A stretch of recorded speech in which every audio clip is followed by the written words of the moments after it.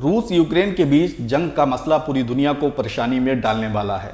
रूस के ताबड़तोड़ हमलों से यूक्रेन भरभराने लगा है। रूस पर अमेरिका, ब्रिटेन और यूरोपीय संघ ने तमाम आर्थिक राजनीतिक प्रतिबंधों का ऐलान किया है। जो हालात हैं उसमें भारत समेत तमाम देशों की विदेश नीति, कूटनीति का सख्त इम्तहान है। ऐसी ही हालत से तुर्की भी गुजर रहा है, क्योंकि वह नाटो का सदस्य भी है और रूस के साथ उसके ताल्लुकात भी बेहतरीन हैं। आदाब, नमस्कार, मैं अतीक खान, आप देख रहे हैं द लीडर हिंदी। तुर्की के सामने सबसे बड़ी मुश्किल तब पेश आई जब यूक्रेन ने रूसी जहाजों के लिए जलमार्ग बंद करने को कहा। तुर्की की समुद्री सीमाएं यूक्रेन और रूस के साथ जुड़ी हैं। एक दिक्कत यह भी है कि 1936 के मॉन्ट्रो कन्वेंशन के तहत तुर्की के पास जलमार्ग को कंट्रोल करने का अधिकार हासिल है। अंकारा के पास ये विशेषाधिकार है कि काला सागर की सीमा से लगे देशों से जुड़े युद्धपोतों की आवाजाही को बंद कर सकता है। जंग के दौरान या आक्रमण के खतरे के चलते तुर्की सभी विदेशी युद्धपोतों के लिए जलमार्ग बंद कर सकता है, जबकि गैर काला सागर देशों और तटवर्ती देशों को जहाजों की आवाजाही से संबंधित नियंत्रण को लेकर अंकारा को 15 दिन और 8 दिन पहले सूचित करना होगा।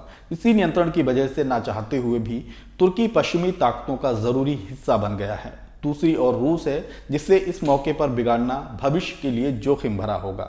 वॉशिंगटन इंस्टीट्यूट में तुर्की कार्यक्रम के निदेशक सोनर कैगाप्टे का मानना है कि अगर अंकारा ने काला सागर में रूसी नौसेना के दाखिले से इनकार कर दिया तो ये बड़े विवाद का पिटारा खोल देना होगा, क्योंकि तुर्की और रूस के बीच समुद्री मामलों में कुछ खास साझेदारी भी है। ऐसा करने की कोशिश की गई तो मॉस्को मॉन्ट्रो कन्वेंशन पर फिर से बातचीत का दबाव बनाएगा और तुर्की को कभी भी मॉन्ट्रो नियंत्रण की मौजूदा स्थिति शायद हासिल ना हो पाए। लिहाजा अंकारा तयशुदा स्थिति को बरकरार रखने की ही कोशिश कर सकता है। जलमार्ग पर तुर्की का निगरानी सिस्टम फिलहाल रूस और यूक्रेन के साथ अपने तटस्थ रुख की सीमाओं को परखना होगा और तटस्थता निभाने की भूमिका। एक प्रेस बयान में तुर्की के राष्ट्रपति अर्दोआन ने कहा भी है कि तुर्की रूस या यूक्रेन में किसी का भी साथ नहीं छोड़ेगा।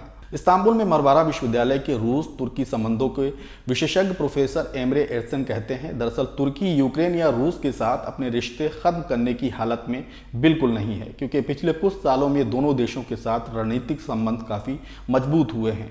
यही वजह है कि जंग रोकने को राजनयिक समाधान की कोशिश ही एकमात्र चारा है।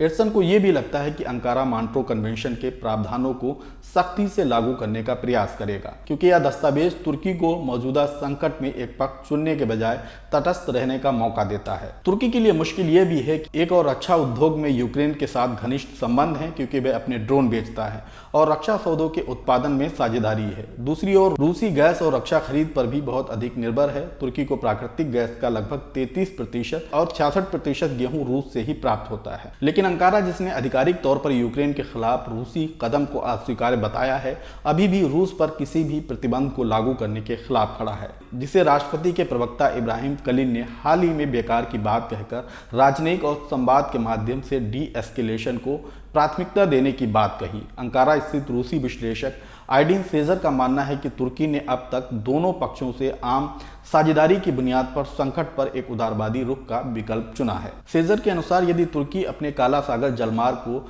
पश्चिमी शक्तियों के बेड़े के लिए खोलता है या यूक्रेन के खिलाफ किसी भी हवाई खतरे के बारे में पश्चिम के साथ कोई खुफिया जानकारी साझा करता है, तो रूस इसे जंग के औचित्य के रूप में लेगा।